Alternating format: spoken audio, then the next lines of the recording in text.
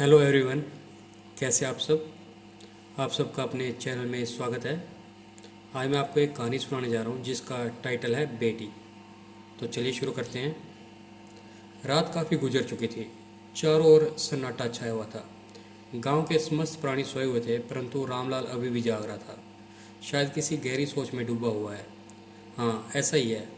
रामलाल अपने गुजरे वक्त को याद कर रहा है कि कैसे उसने एक एक कौड़ी जोड़कर संपत्ति इकट्ठा की और साथ ही बच्चों को पढ़ाया और फिर शादी की, और आज वही बच्चे उसकी ओर ध्यान नहीं देते। सबसे अच्छी तो उसकी बेटी है जिसे वह जिंदगी भर पराया समझता रहा, और आज उसकी हर आज़ादी को छीनता रहा और उसका हक भी छीनता रहा। रामलाल के दो बेटे अर्जुन और आशीष, एक बेटी शीतल है। रामलाल ने अपने दोनों बेटों को खूब पढ़ाया, जिसके फलस्वरूप अर्जुन जज बना और आशीष एक वकील। रामलाल को अपने दोनों बेटों पर गर्व था, परंतु रामलाल ने शीतल को घर का काम सिखाया और उसमें ही व्यस्त रखा। पढ़ाई से उसे कोसों दूर रखा। शीतल चाहती थी कि अभी स्कूल जाए, परंतु रामलाल ने उसकी एक न सुनी और वक्त के साथ उसकी शादी कर दी। और फिर दोनों बेटों की शादी हो जाती है, परंतु शादी के कुछ ही दिन बाद अर्जुन ने शहर जाने की तैयारी कर ली और जाते वक्त रामलाल को बताया। रामलाल को जानकर बहुत दुख हुआ। अर्जुन ने उसको रोकना चाहा, पर वो न रुका। परंतु आशीष तो पास है, यह सोचकर वह खुश था। जो जो रामलाल की उम्र बढ़ती गई, त्यों त्यों बेटे की दूरियां भी उनसे बढ़ने लगी, और आज वक्त आ गया कि रामलाल के पास कोई बैठने को या घर के विषय में कोई बात करने को तैयार नहीं। एक वक्त था घर में उससे पूछे बिना कोई कार्य नहीं होता था, परंतु बेटों से कितनी भी दूरी क्यों ना हो, लेकिन शीतल जब भी आती उसके पास घंटों बैठा करती और अपने घर की सारी बातें करती।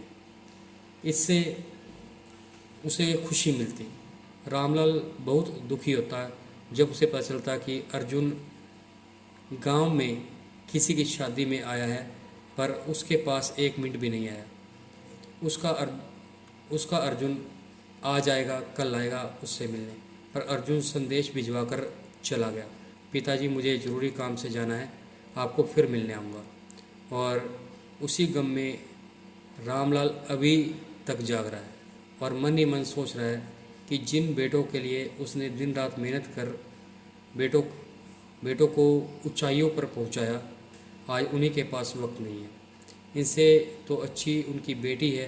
वह जिंदगी भर घृणा की दृष्टि से देखता रहा, परंतु जब भी वह आती है तो कम से कम उसका हालचाल तो लेती है, अपने घर ले जाना चाहती है। और यह बेटे अर्जुन शहर में रहता है और आशीष घर में रहकर भी उसके पास एक मिनट भी नहीं बैठता। शाम को आता है तो सीधा कमरे में चला जाता है।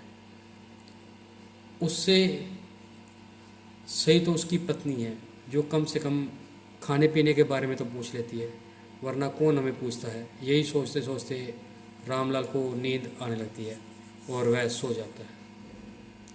तो आपको ये स्टोरी कैसी लगी? अगर पसंद आई तो वीडियो को लाइक कीजिए, शेयर कीजिए और चैनल को सब्सक्राइब कीजिए।